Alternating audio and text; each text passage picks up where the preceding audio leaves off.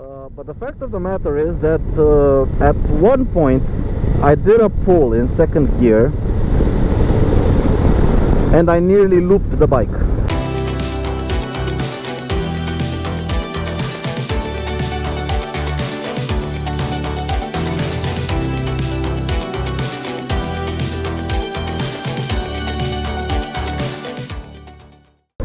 Alright peeps, so first thing off the bat, the Pan America is a great bike. That's not the reason why you shouldn't buy one. The reason why you shouldn't buy one, and here I'm talking to the people just getting into riding motorcycles, the people that have maybe a couple of thousand kilometers experience on bikes with 30, 40, 50 horsepower, something like that. In terms of a motorcycle, the Pan America is really an awesome bike. It's a world-class bike from a world-class manufacturer. I have nothing to complain about it.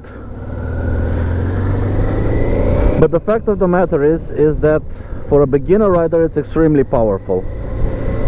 And here is a small explanation as why people say do not start off on a big powerful motorcycle because you will kill yourself. Sure, you can ride them slowly. There's no reason why not to ride it slowly. I mean, you are the one that's controlling the gas. You are the one controlling the acceleration. You control the throttle. There's no reason why you can't ride slowly. The problem is, and for me the Pan America was the first big adventure bike with big horsepower that I ever ridden.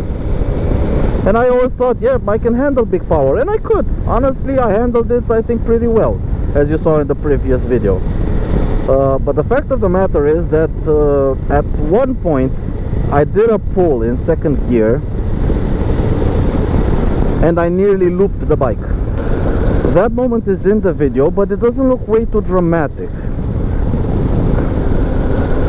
The reason why that moment doesn't look dramatic on camera, it's because the bike is full of electronics. So when I did the second gear pull, I went to wide open throttle, I leaned a bit forward to keep weight on the front of the bike, and I thought I was doing a good job. At about 6,000 RPM I felt something weird with the engine, like somehow it lost a little bit of power, and at 8,000 when I let off the gas, that's when I realized what happened. The front wheel hit the ground because it was airborne, and the handlebars shook a little bit like this.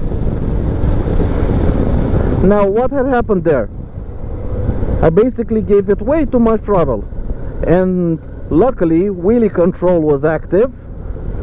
It pulled back on the power to keep the front wheel from going even further up into the air. And when I hit the ground,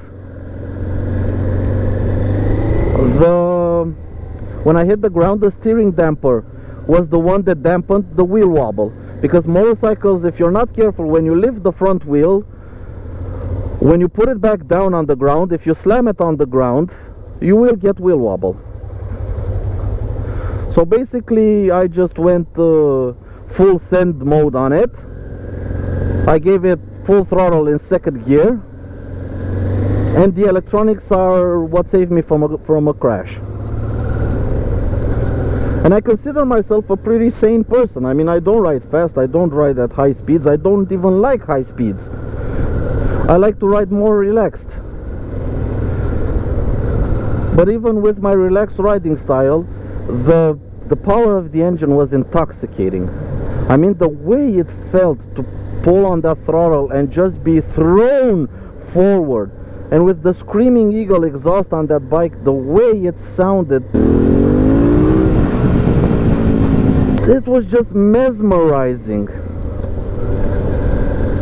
And that's the thing you get when you're almost a beginner rider, or maybe, let's just put it, when you haven't ridden something with that much power. Now luckily for me, I do have quite a lot of experience with smaller power motorcycles and scooters, but even I almost got into trouble and was saved by electronics. The fact of the matter is, with a bike so powerful and with an inexperienced rider, yeah, sure, you can ride it for a day, a week, a month, maybe even 1 year. After, if you survive 1 year, you can probably say you're an experienced rider. But the problem is in the first few weeks of you having that bike, because you will want to experience that acceleration, and going from something that does, I don't know, 0 to 100 kilometers an hour in 8-9 seconds to something that does it in about 3, it's a very, very big jump. So basically, I learned firsthand why people say do not buy a powerful bike as your first bike. Sure, you can do it, sure, you can ride it, but at some point you might mess up. And the fact is, with something with 150 horsepower, the moment you mess up, you're probably going extremely fast. I felt it firsthand, and luckily I was on a brand new motorcycle with modern electronics. The Pan America has a 6-axis YMU, so basically it controls the throttle, the braking, all dependent on your speed, your lean angle. It's a very, very complex system to keep you on two wheels even when you do stupid stuff. And it saved me. Honestly, after that moment, I did realize how close I was to messing up. And I only had half an hour with it. And considering that's exactly what happens, you first get on it, you're maybe a little bit shy, you're a little bit scared, you're a little bit intimidated, but after about half an hour, you kind of get used to it. So you get used to it, and you start taking liberties, and you end up like me, almost looping the bike. Now, you may not be lucky enough to find yourself on a modern motorcycle like I was, because let's face it, most of us don't have a lot of money to buy for our first bike.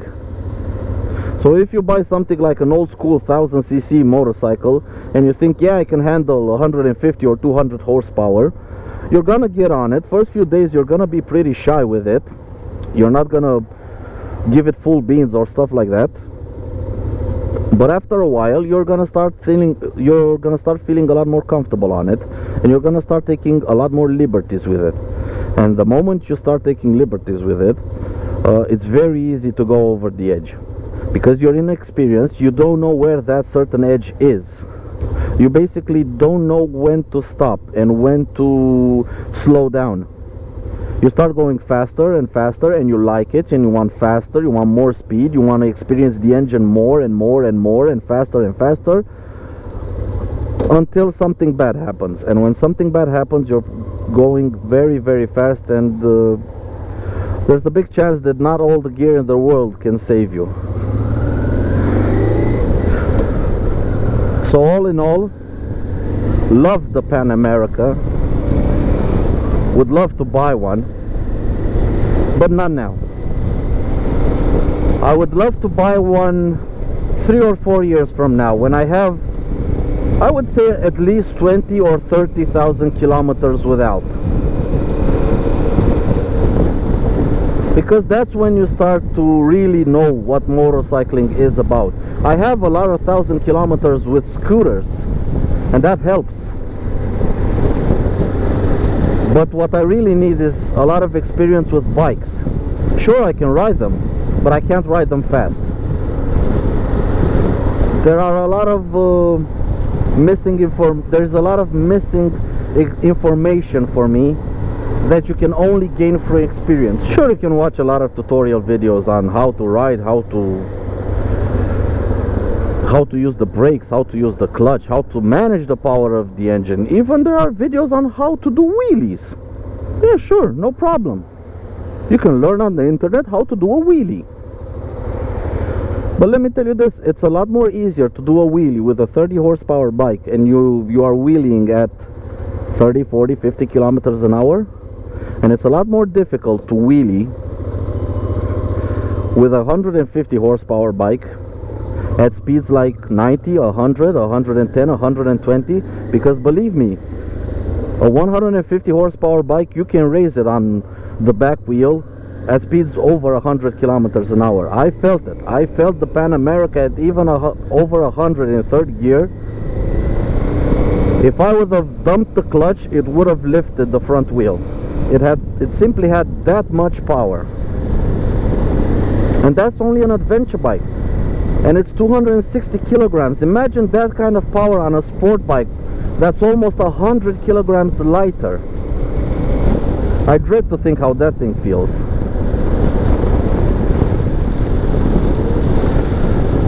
But all in all, it was a great bike. It was an awesome experience, and I'm really glad